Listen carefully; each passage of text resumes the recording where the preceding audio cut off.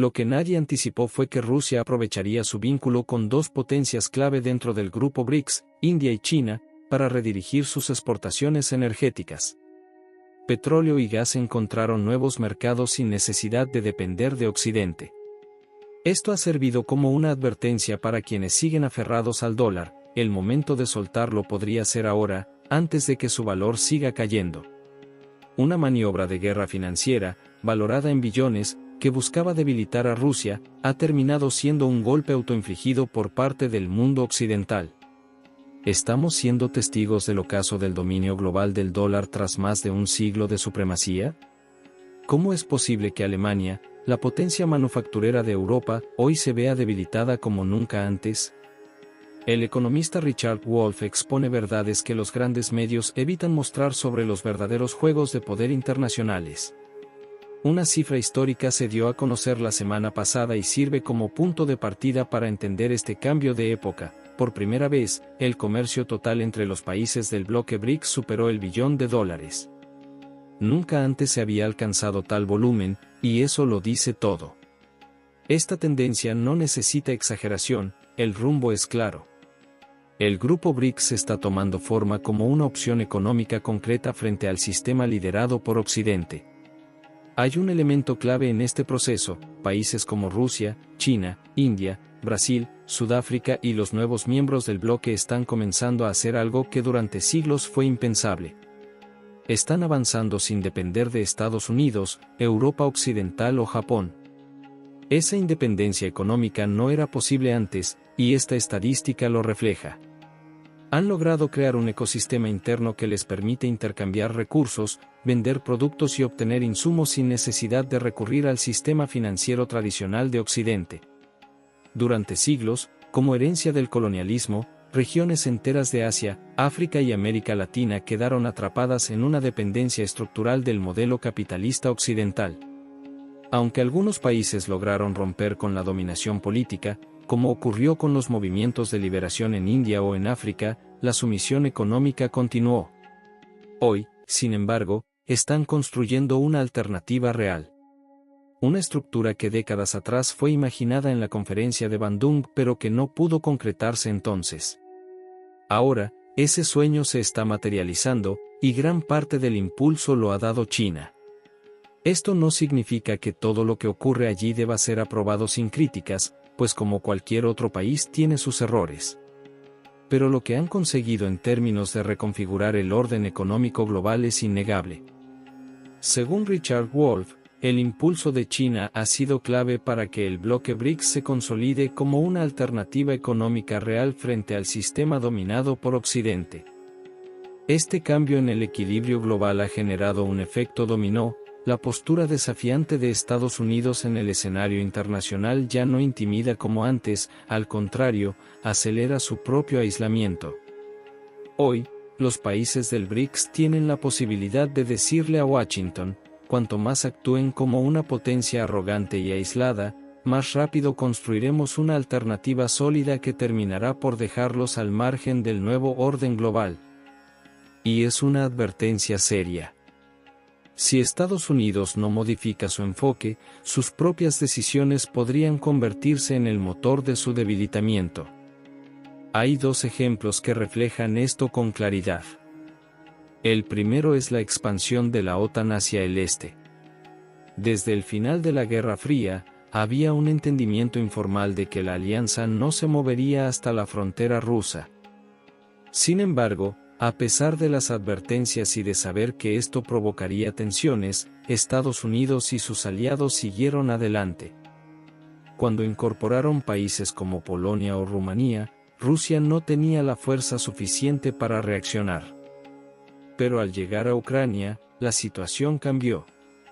Para febrero de 2022, cuando las tropas rusas entraron en el Donbass, Moscú ya contaba con mayor capacidad militar y, además, tenía un respaldo económico concreto gracias a los BRICS. Esto le permitió a Rusia enfrentar las sanciones sin depender de Occidente. La primera reacción de Europa y Estados Unidos fue cortar el suministro de gas y petróleo ruso como forma de castigo. Se suponía que eso paralizaría la economía rusa, bajo la idea de que sin clientes, un país exportador de energía colapsaría. Lo que no calcularon fue que Rusia tenía a India y China como mercados alternativos dispuestos a comprar todo el crudo y gas disponible. El resultado fue el opuesto al esperado. No solo Rusia resistió, sino que la medida provocó una crisis energética en Europa y una mayor desdolarización global. En otras palabras, el castigo terminó afectando más a quien lo impuso. Por eso muchos expertos ven estas sanciones como un autogol. Este escenario también es un mensaje para quienes aún confían plenamente en el dólar. Hay una tendencia clara hacia su debilitamiento, y no actuar a tiempo podría significar pérdidas importantes. La estrategia occidental terminó fortaleciendo el bloque contrario. Así empieza a cerrarse un ciclo de hegemonía que duró más de 100 años, y economías como la alemana, alguna vez modelo de eficiencia industrial, hoy atraviesan momentos de debilidad. Quienes no comprenden el alcance de lo que representa el bloque BRICS están quedando atrás. China, por ejemplo, ya no depende de vender en Estados Unidos. Si el expresidente Trump impone nuevos aranceles, las empresas chinas simplemente redireccionan su producción hacia otros mercados dentro del bloque. El impacto de esta reconfiguración no es solo económico, tiene implicancias geopolíticas profundas. Tomemos el caso de Israel e Irán. Si Irán logra formalizar su ingreso al grupo BRICS, contaría con un respaldo estratégico y diplomático mucho mayor, incluyendo el apoyo potencial de potencias como Rusia, China e India. En ese contexto, cualquier intento de conflicto directo se vuelve extremadamente delicado. La diferencia poblacional y regional es abismal, y sin el viejo sistema de dominio colonial, ese tipo de enfrentamientos ya no son viables. En resumen, el mundo está cambiando. Y quienes se nieguen a adaptarse, corren el riesgo de quedarse completamente fuera del nuevo mapa global. Según Richard Wolff, el impulso de China ha sido clave para que el bloque BRICS se consolide como una alternativa económica real frente al sistema dominado por Occidente. Este cambio en el equilibrio global ha generado un efecto dominó. La postura desafiante de Estados Unidos en el escenario internacional ya no intimida como antes, al contrario, acelera su propio aislamiento. Hoy, los países del BRICS tienen la posibilidad de decirle a Washington, cuanto más actúen como una potencia arrogante y aislada, más rápido construiremos una alternativa sólida que terminará por dejarlos al margen del nuevo orden global. Y es una advertencia seria. Si Estados Unidos no modifica su enfoque, sus propias decisiones podrían convertirse en el motor de su debilitamiento. Hay dos ejemplos que reflejan esto con claridad. El primero es la expansión de la OTAN hacia el este. Desde el final de la Guerra Fría, había un entendimiento informal de que la alianza no se movería hasta la frontera rusa. Sin embargo, a pesar de las advertencias y de saber que esto provocaría tensiones, Estados Unidos y sus aliados siguieron adelante. Cuando incorporaron países como Polonia o Rumanía, Rusia no tenía la fuerza suficiente para reaccionar. Pero al llegar a Ucrania, la situación cambió. Para febrero de 2022, cuando las tropas rusas entraron en el Donbass, Moscú ya contaba con mayor capacidad militar y, además, tenía un respaldo económico concreto gracias a los BRICS. Esto le permitió a Rusia enfrentar las sanciones sin depender de Occidente. La primera reacción de Europa y Estados Unidos fue sancionar, cortar el suministro de gas y petróleo ruso como forma de castigo. Se suponía que eso paralizaría la economía rusa, bajo la idea de que sin clientes, un país exportador de energía colapsaría. Lo que no calcularon fue que Rusia tenía a India y China como mercados alternativos dispuestos a comprar todo el crudo y gas disponible. El resultado fue el opuesto al esperado. No solo Rusia resistió, sino que la medida provocó una crisis energética en Europa y una mayor desdolarización global. En otras palabras, el castigo terminó afectando más a quien lo impuso. por eso muchos expertos ven estas sanciones como un autogol. Este escenario también es un mensaje para quienes aún confían plenamente en el dólar. Hay una tendencia clara hacia su debilitamiento, y no actuar a tiempo podría significar pérdidas importantes. La estrategia occidental terminó fortaleciendo el bloque contrario. Así empieza a cerrarse un ciclo de hegemonía que duró más de 100 años, y economías como la alemana, alguna vez modelo de eficiencia industrial, hoy atraviesan momentos de debilidad. Quienes no comprenden el alcance de lo que representa el bloque BRICS están quedando atrás. China, por ejemplo, ya no depende de vender en Estados Unidos. Si el expresidente Trump impone nuevos aranceles, las empresas chinas simplemente redireccionan su producción hacia otros mercados dentro del bloque. El impacto de esta reconfiguración no es solo económico, tiene implicancias geopolíticas profundas. Tomemos el caso de Israel e Irán. Si Irán logra formalizar su ingreso al grupo BRICS, contaría con un respaldo estratégico y diplomático mucho mayor, incluyendo el apoyo potencial de potencias como Rusia, China e India. En ese contexto, cualquier intento de conflicto directo se vuelve extremadamente delicado. La diferencia poblacional y regional es abismal, y sin el viejo sistema de dominio colonial, ese tipo de enfrentamientos ya no son viables. En resumen, el mundo está cambiando. Y quienes se nieguen a adaptarse, corren el riesgo de quedarse completamente fuera del nuevo mapa global.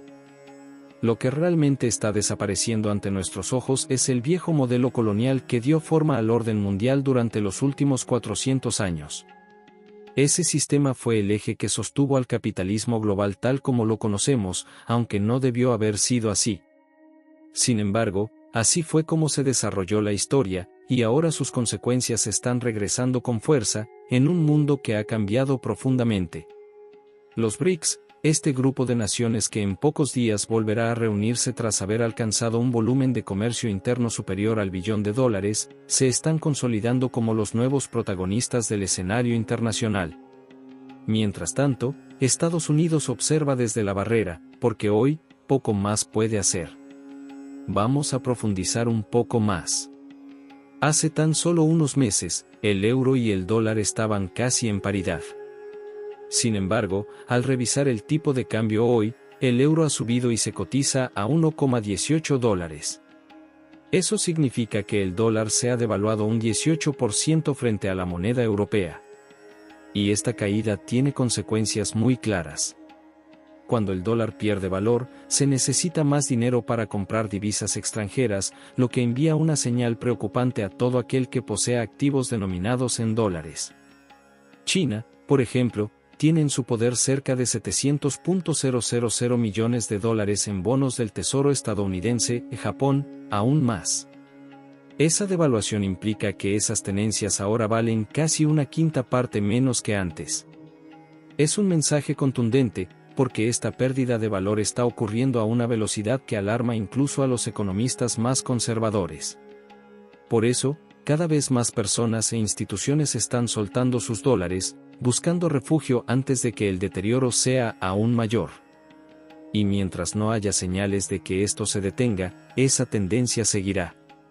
Si la Reserva Federal, por presión política, decide reducir las tasas de interés, como podría exigirlo un eventual regreso de Trump, la situación podría empeorar aún más. Ahora, pongamos esto en perspectiva histórica. El único logro económico significativo de la presidencia de Trump fue su reforma fiscal de diciembre de 2017, que consistió en un masivo recorte de impuestos dirigido a grandes empresas y personas con altos ingresos. Este movimiento ocurrió justo después de un periodo de 40 años, desde mediados de los 70, en el que se produjo una gigantesca transferencia de riqueza desde la clase trabajadora y media hacia los sectores más ricos del país. En otras palabras, nunca antes en un siglo, las corporaciones o los multimillonarios habían necesitado menos una rebaja fiscal. Y sin embargo, la recibieron de todos modos. Esto mostró a una élite económica actuando sin límites, intentando acumular todo lo que pudieran antes de que el sistema que los beneficia colapsara.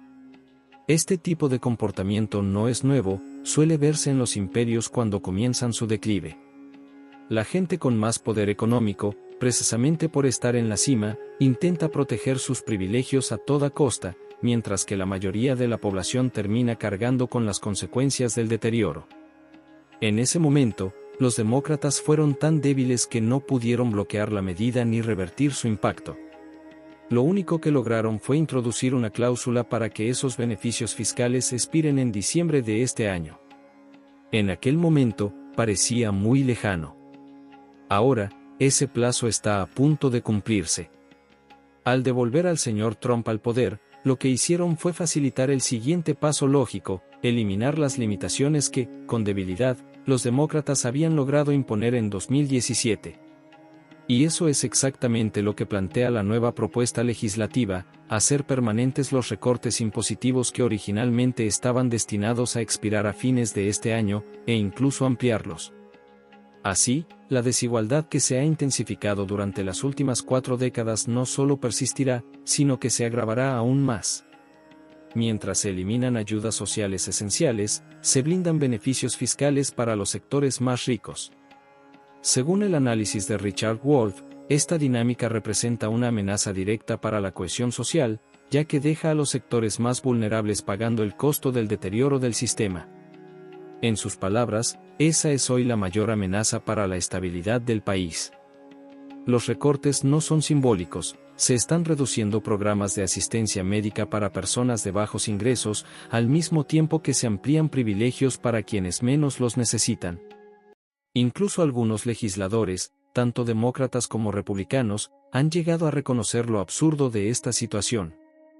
El programa SNAP, que entrega cupones de alimentos a familias necesitadas, está siendo desfinanciado.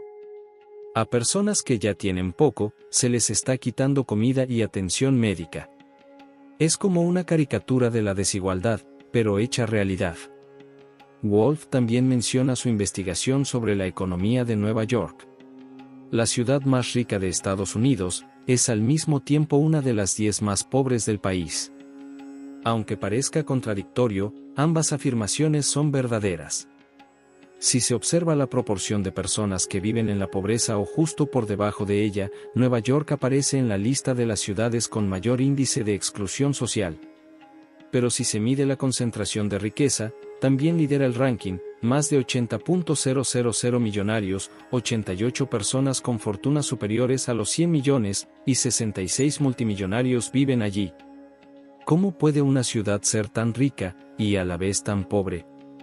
La respuesta está en la inmensa desigualdad que atraviesa la sociedad. Una brecha tan marcada entre quienes tienen mucho y quienes no tienen nada no puede sostenerse por mucho tiempo. Y menos aún en un país que durante el siglo XX se promovió como una sociedad excepcional, donde, decían, todos pertenecían a la clase media, sin ricos ni pobres extremos. Ese relato está desmoronándose. Y lo que queda a la vista es una realidad que apunta al colapso del pacto social.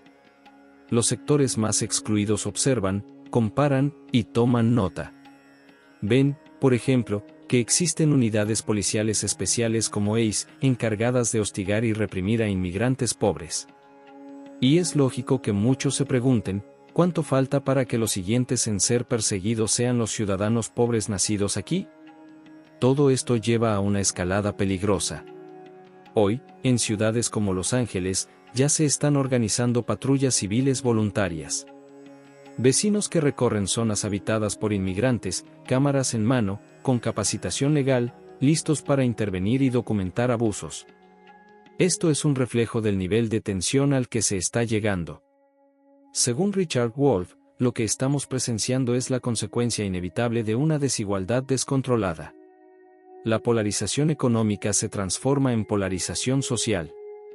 Y a medida que esa grieta se profundiza, el tejido que alguna vez mantuvo unido al país se rompe. Un país sin un contrato social sólido no solo pierde su identidad, también pone en riesgo su estabilidad política, económica y civil. Este es el colapso final del consenso que alguna vez mantuvo cohesionada a la sociedad estadounidense. Hoy, las élites económicas están más decididas que nunca a acumular aún más riqueza, aunque eso signifique desmoronar el tejido social que les permitió prosperar. Y en esa avaricia desmedida se están sembrando las semillas de su propia caída. Incluso figuras como Warren Buffett, uno de los inversionistas más exitosos del mundo, han reconocido lo insostenible del sistema actual. En más de una ocasión ha señalado lo absurdo de que su secretaria pague un porcentaje mayor de impuestos que él mismo. Esa simple comparación dice mucho sobre la distorsión fiscal y social que atraviesa el país. Ahora bien, si ampliamos la mirada al plano internacional, podemos ver cómo los grandes fabricantes del mundo están comparando dos destinos principales para invertir y producir, Estados Unidos y China. Y en esa comparación, Estados Unidos está perdiendo terreno. Durante los últimos años, China ha mantenido una política comercial estable. Apenas ha impuesto aranceles y, cuando lo ha hecho, ha sido en respuesta directa a las medidas tomadas por Estados Unidos bajo el gobierno de Trump. En cambio, su mensaje a los fabricantes globales ha sido claro y constante: si invierten en China, encontrarán trabajadores capacitados, disciplinados, con salarios competitivos y acceso a un mercado inmenso en rápido crecimiento. Ese enfoque coherente ha tenido resultado. Luego de analizar las condiciones, muchas empresas, incluyendo gigantes corporativos estadounidenses, han decidido instalarse allí. En los hechos, han votado con los pies, trasladando sus operaciones a un país que, irónicamente, es dirigido por un partido comunista, considerado adversario político de Estados Unidos. Pero la razón es simple: China les ofrece un mejor trato. Actualmente, China sigue consolidando ese modelo: infraestructura sólida, tecnología de punta, expansión industrial impresionante y un nivel de estabilidad social que muchos envidiarían. Mientras tanto, en Estados Unidos reina la incertidumbre. Los empresarios no saben qué aranceles se impondrán mañana, ni cuál será el valor del dólar la semana que viene. El panorama político es impredecible, nadie puede asegurar cuánto durará una administración, ni cuáles serán sus decisiones. Frente a este escenario, todas las señales apuntan hacia el mismo lugar: invertir en China es, para muchos, la opción más racional. Por eso, lo que haga Trump, o cualquier otro líder, en materia económica resulta apenas un parche menor frente a un proceso que lleva más de 3 décadas, la desindustrialización de Estados Unidos. Y como si fuera poco, en lugar de invertir en soluciones estructurales, el gobierno estadounidense recorta asistencia médica y programas de ayuda alimentaria. Al mismo tiempo, en el Reino Unido, figuras como Keir Starmer impulsan recortes para personas con discapacidad. Mientras tanto, China es reconocida internacionalmente por haber sacado de la pobreza a más de 800 millones de personas. La diferencia entre ambos modelos es abismal, y no se trata de ideología, sino de resultados concretos. Lo que se está viendo es un cambio en el panorama global, y cada decisión que se toma desde los gobiernos refleja si se está atendiendo al bien común o simplemente prolongando un modelo que ya no se sostiene. Ninguna empresa internacional va a trasladar su producción a Estados Unidos simplemente por un cambio temporal en los aranceles o una variación momentánea del tipo de cambio. Las decisiones estratégicas requieren estabilidad, previsibilidad y condiciones sostenibles en el tiempo. Y lo cierto es que hoy, muchas de esas variables en Estados Unidos están fuera de control o van rumbo al desastre. Tomemos como ejemplo la caída del 18% en el valor del dólar. ¿Qué significa eso para una empresa que necesita importar materias primas o componentes desde el exterior? Significa que cualquier posible ventaja queda completamente anulada. No hay ahorro que valga si los costos de importación se disparan por el tipo de cambio. Basta con analizarlo con lógica para entender por qué las promesas de reindustrialización nunca se concretaron. Ni durante la administración de Trump, ni con la de Biden, ni con las nuevas promesas del propio Trump en campaña, el regreso de la manufactura nunca ocurrió. Y no se trata de falta de voluntad política, sino de una realidad más profunda.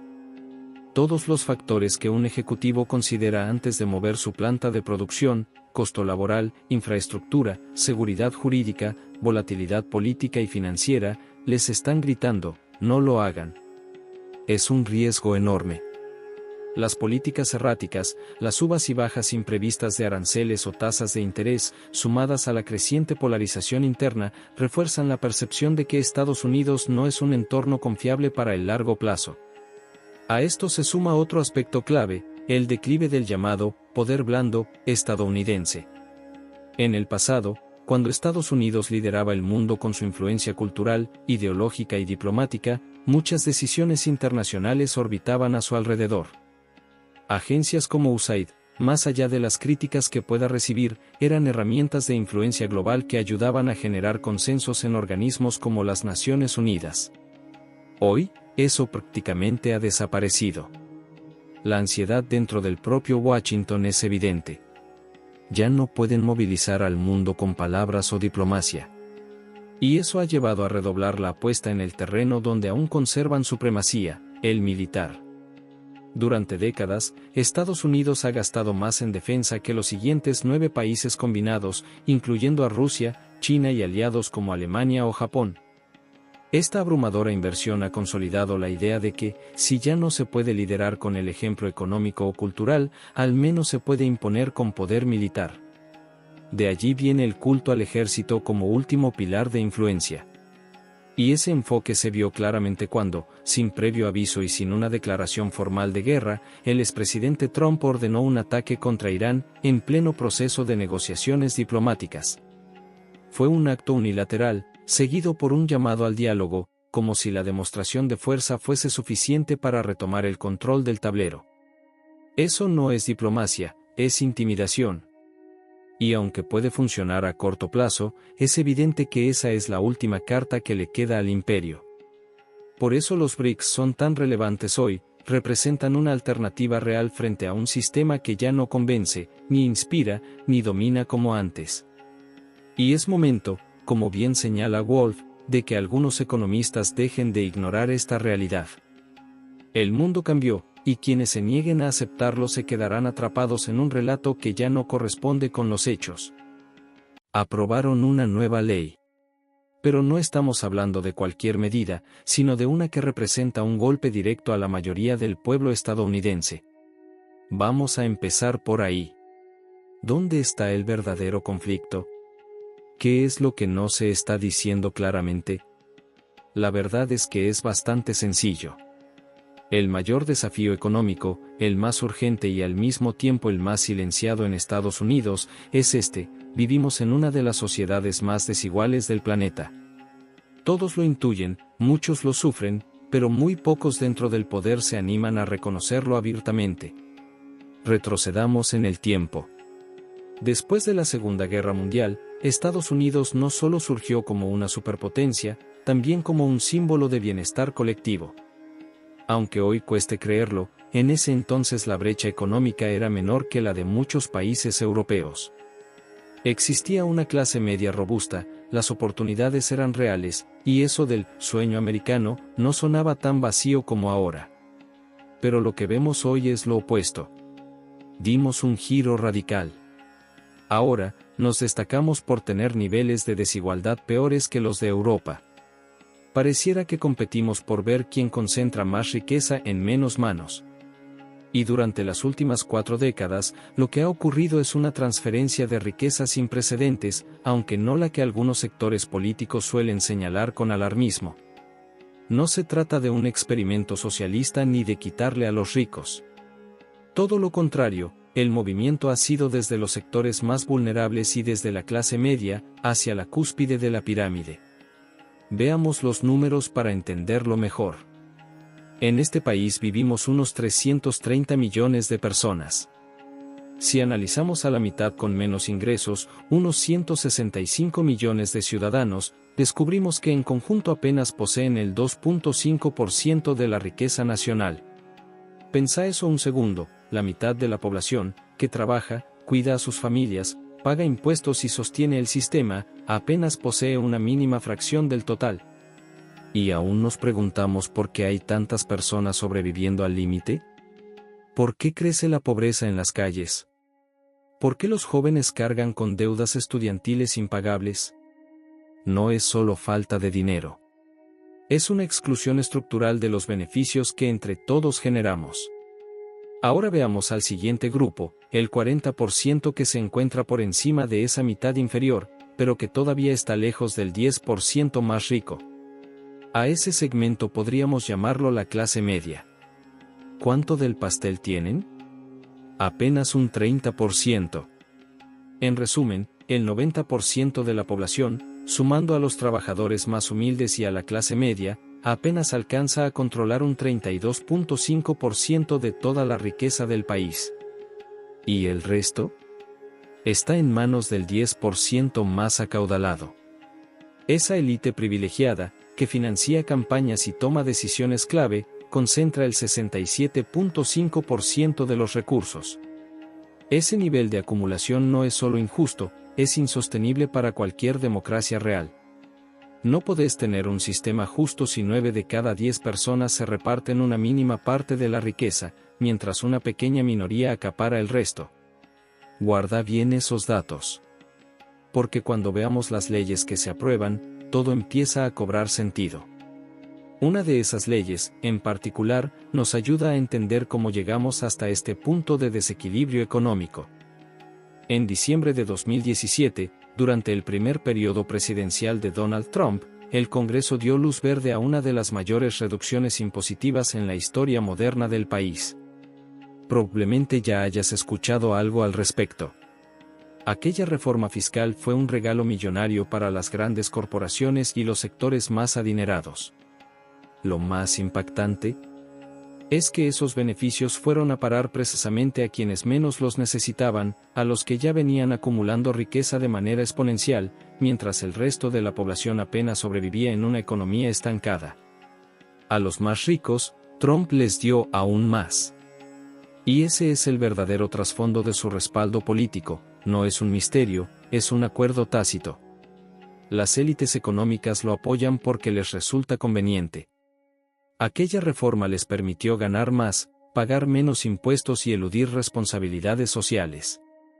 Cuando buscó un nuevo mandato, no solo les devolvió el favor, fue más allá. Reforzó los recortes previos, sumó nuevos privilegios fiscales y aumentó los beneficios para esa pequeña minoría que concentra el poder económico. Incluso algunos legisladores republicanos, los pocos que conservan algo de integridad, reconocen que este segundo paquete fiscal solo va a profundizar el problema de fondo, la desigualdad. Pero lo aceptan. Porque para muchos en el poder, eso no representa un problema, sino una ventaja. Ahora bien, si en serio queremos pensar en una nación próspera, es necesario mirar hacia atrás y recordar qué fue lo que realmente convirtió a Estados Unidos en un país grande. No fueron los privilegios de unos pocos, sino una clase media sólida, salarios decentes, educación al alcance de todos y políticas que garantizaban estabilidad y dignidad para la mayoría. Pero eso no te lo va a decir Trump, ni quienes lo rodean. ¿Por qué? Porque él forma parte de la misma élite que se beneficia con este modelo. No está legislando para vos. Incluso si fuiste uno de sus votantes, sus decisiones están orientadas a favorecer a quienes financian sus campañas y manejan los resortes del poder económico. Y eso es muy distinto a gobernar para el pueblo. Lo que estamos presenciando no es solo una crisis económica. Es una transformación profunda de la estructura social. Una donde las oportunidades se vuelven inalcanzables para millones, donde tener una casa propia, recibir atención médica o jubilarse sin angustia se vuelve casi un sueño imposible. Y cuando la mayoría se da cuenta de que el sistema está cerrado, de que no hay salida ni recompensa para su esfuerzo, algo cambia.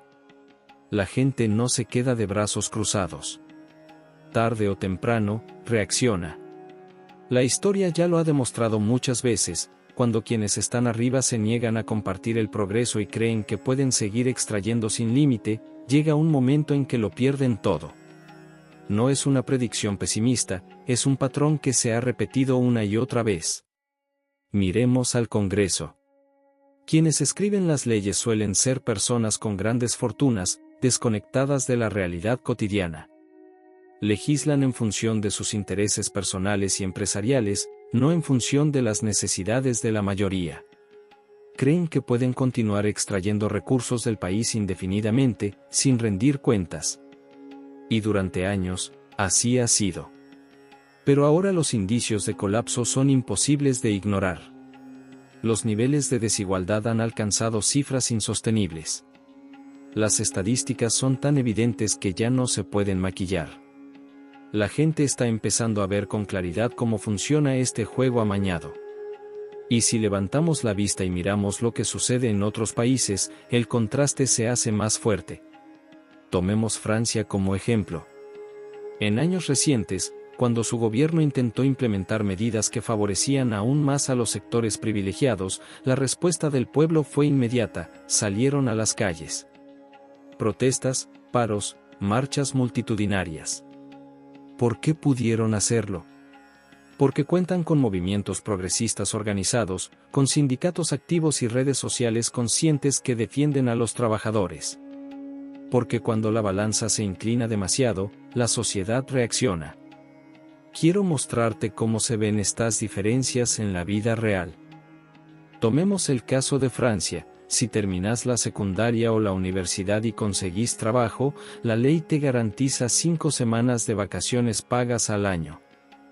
No es un privilegio, es un derecho básico. Ahora contrasta eso con lo que sucede en Estados Unidos, donde constantemente se repite que somos el mejor país del mundo. Tal vez lo seamos, pero no necesariamente para quienes trabajan. En Francia, la salud es un derecho desde el nacimiento hasta la muerte. No importa cuánto ganes, a qué te dediques o si tenés empleo o no. Si sufrís un accidente, necesitas una cirugía o una internación, el sistema te cubre. Punto. En cambio, en Estados Unidos, una enfermedad puede arruinarte financieramente. Estar enfermo acá no solo implica pelear por tu salud, también por tu estabilidad económica. ¿Y la educación? En Francia, las universidades públicas son gratuitas. Los estudiantes pueden tener algunos gastos básicos, como alojamiento o comida, pero no salen con una deuda imposible de pagar por haber querido formarse. ¿Por qué es posible? Porque los más ricos pagan proporcionalmente más, y porque en ese modelo los servicios públicos son considerados un pilar fundamental para una vida digna, no una limosna. Acá, en Estados Unidos, los números son duros y claros. Somos los trabajadores, los que estamos en oficinas, talleres, hospitales, comercios, campos, los que generamos la riqueza todos los días. Pero esa riqueza no se queda con nosotros. El 90% de la población apenas recibe una tercera parte de lo que produce. El resto, los otros 2/3, van directo al 10% más rico, altos ejecutivos, financistas, grandes empresarios. Eso no es un sistema de libre mercado saludable. Eso es una estructura diseñada para extraer y concentrar. Y la nueva ley fiscal impulsada por Trump, su segundo gran favor a los de arriba, solo va a intensificar esa brecha. Acelera el proceso de acumulación en la cima, ensancha las desigualdades y nos deja más expuestos ante futuras crisis. No se trata solamente de economía, esto es una cuestión de derechos, de justicia social, de democracia real. ¿De qué tipo de país vamos a dejarle a los que vienen después? Si de verdad queremos un futuro diferente, tenemos que actuar. No podemos seguir aceptando políticas que recompensan a los multimillonarios mientras castigan a las mayorías. Necesitamos una agenda política que no esté al servicio de quienes financian campañas, sino al servicio de la gente común. Y no te confundas, esta desigualdad no va a sostenerse eternamente. Si pensás que la frustración, el enojo y la división que vemos hoy son intensos, espera a que más personas se den cuenta de que el sistema no está fallando, está funcionando exactamente como fue diseñado, para concentrar poder y riqueza. Pero eso no significa que no se pueda cambiar. Podemos mirar a otras naciones, aprender de sus aciertos.